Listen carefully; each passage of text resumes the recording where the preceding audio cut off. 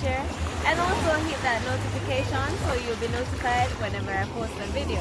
Hey guys, so today on my video we'll be taking a little twist. We'll be talking about a colleague, a friend, a mother, a person that is suffering from cancer, Hodgkin's lymphoma. Her name is Sitcheran. I have a video of her talking about her situation, what she has been going through, that I will be showing to you shortly. So before I go into this video, let me just brief you on what is Hodgkin's lymphoma. Hodgkin's lymphoma, formerly known as Hodgkin's disease, is a cancer of the lymphatic system, which is a part of your immune system. It may affect people of any age, but is most common in people between 20 and 40 years old, and those over 55. Greetings to everybody who will be seeing this video. If you don't know this face, or if you're looking at this face and you're wondering, this face looks familiar, but something is wrong with this face. My name is Sitcheran. I am a Hodgkin's lymphoma cancer patient of the Cornwall Regional Hospital. I have been diagnosed with this illness since 2009, and it has been a terrible, terrible, terrible journey. At the moment, I'm at stage 4. I'm on chemo, and it's not pretty. I've been on many regimes to cure or to treat this cancer, and it's not working. 2009, I got a course of treatment that was called ABVD, and it helped for a while. And then 3 years later, the cancer was back, stage 3, where it affected my liver, my spleen, my spleen, in my chest. I had tumors, and mostly in the neck. I did surgery to remove what could be removed in my neck. They couldn't touch what was in the chest, and I got radiation therapy that burnt me up. If you could see, I have many scars on both sides of the neck. It was a terrible procedure. Then I was switched to another regime, gemcitabine carboplatin, and it worked for a while. And then 2016, I was back on that road again. I did another course of treatment. I went to KPH, did treatment. It placed me into remission, yes. And then after the death of my father, who had multiple myeloma, another form of blood cancer that I have, he died in June this year.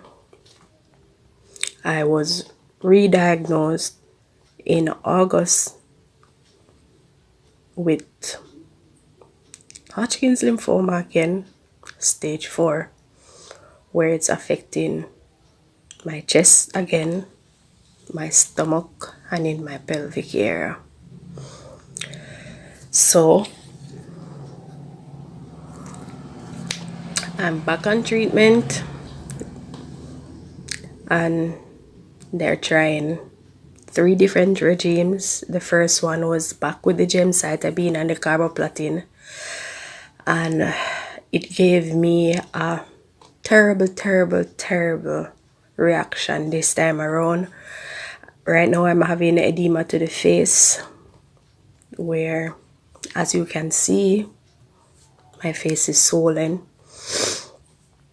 So they had to stop it. I am doing back the ABVD, and because of my heart, I have to stop it because one of the chemo that is to go with the ABVD, it's affecting my heart. So I will start the ice therapy on the 10th. But in all of this, there are many tests that has to be done. Heart tests regularly, a blood test every week, and at times the hospital does not have the reagent to do the blood test, so I have to go to Microlabs, which it costs $15,000 every time. And remember, it's every week that I have to do a blood test. I have to do a CT scan every 3 months, and the CT scan is from my head to my pelvic. A lot of money. I am the only breadwinner. Forgive my sweating, I'm nervous.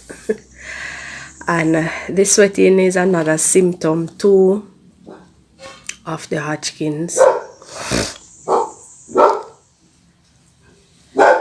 The CT scan is very expensive, and when you go to do a CT scan and you go to find out price, they will tell you an overall price, but they break it down where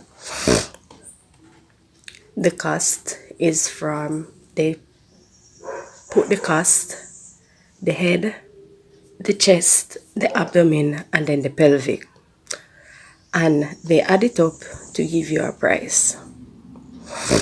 So you know your insurance provider only gives you a certain amount of money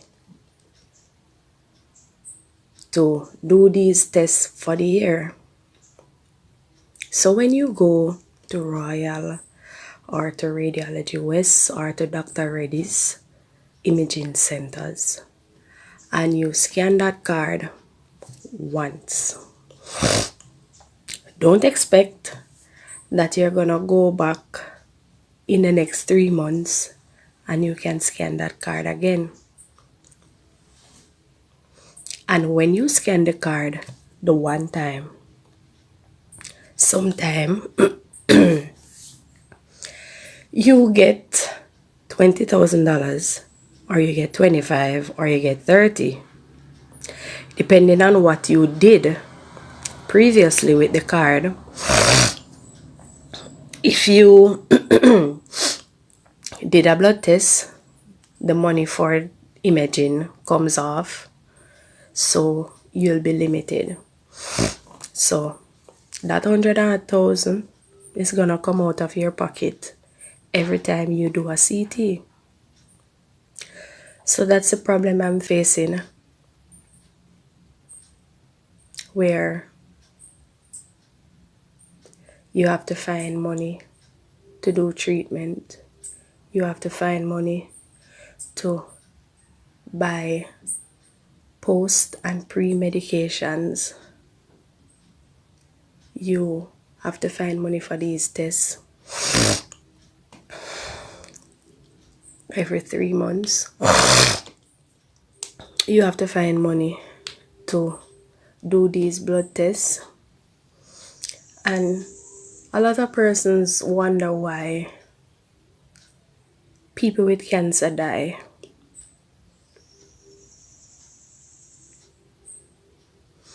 A lot of persons wonder why people with cancer die. It's not only because of the illness that persons with cancer die. most of the time it's because they cannot find the money to do a lot of things. They cannot find the money to afford the proper medications, or maybe they cannot find the money to afford the medications any at all. They cannot find the money to do the screening, which is the CT or the ultrasound or the heart test or even the blood test. And without those, you cannot get the treatment, because the doctors have to know where the cancer is, how aggressively to treat the cancer, if they are to take it simple or very aggressively. As for me, stage 4, you know that's terminal. They have to treat it very aggressively. Yeah. Right now, because my dad has died, I'm the only breadwinner for my household. And with all of what is happening, it's really hard on us. Really hard on us. Especially my daughter. It's really hard on her. You know, from she was born, she has known to have a sick mother. She was born in 2008 and I was diagnosed in 2009. And this cancer keeps coming back, treatment after treatment, every 3 years. So 2009 I did treatment. It went into remission. It came back 2013. Did treatment, it went into remission. It came back 2016. It went into remission. And then it's back now, 2021. It's really hard. It's really hard.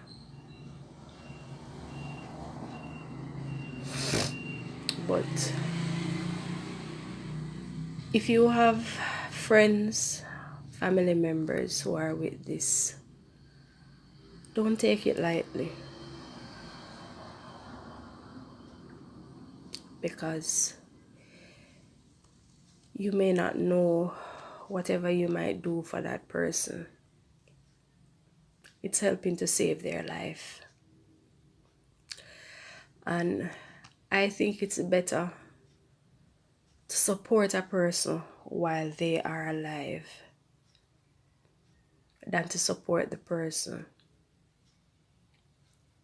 on those weeks that they died, to the point in those weeks when they died, to the point up to when they are buried or cremated. I think it's better to support a person while they are living and they're suffering, other than support a person when they have died to be buried. I hope this video reaches someone who has somebody as a friend or a family member who is ill and who doesn't understand what that person is going through. It's rough. You have a lot of sleepless nights. You have a lot of breakdown moments. You're ill and you're going through depression at the same time. And worse, when you can't find the money for the diet, because now you're not supposed to be eating most of what other persons are eating. Yeah. A lot of vegetables, a lot of fruits, And you know, marketing is not cheap.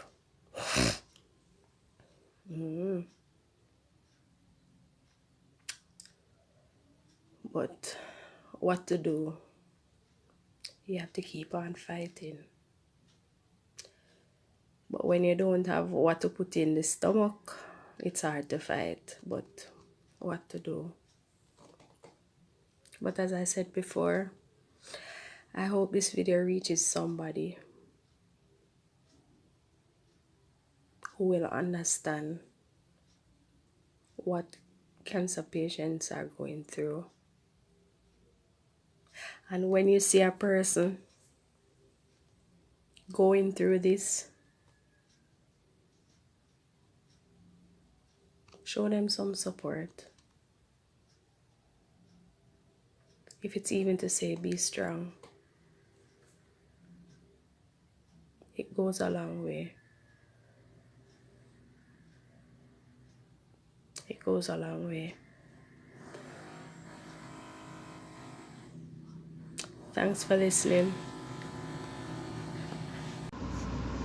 Alright, so now that you've heard from Jamie herself, on the screen you'll see her pictures along with her banking information. If you can help in any way possible, no matter how small it may be, it will help a far way. So please, I'm asking you to just give what you have. Thank you guys for watching. Please remember to like, subscribe, and share, and tell a friend to tell a friend. Please subscribe, guys. Thank you for watching. Peace out.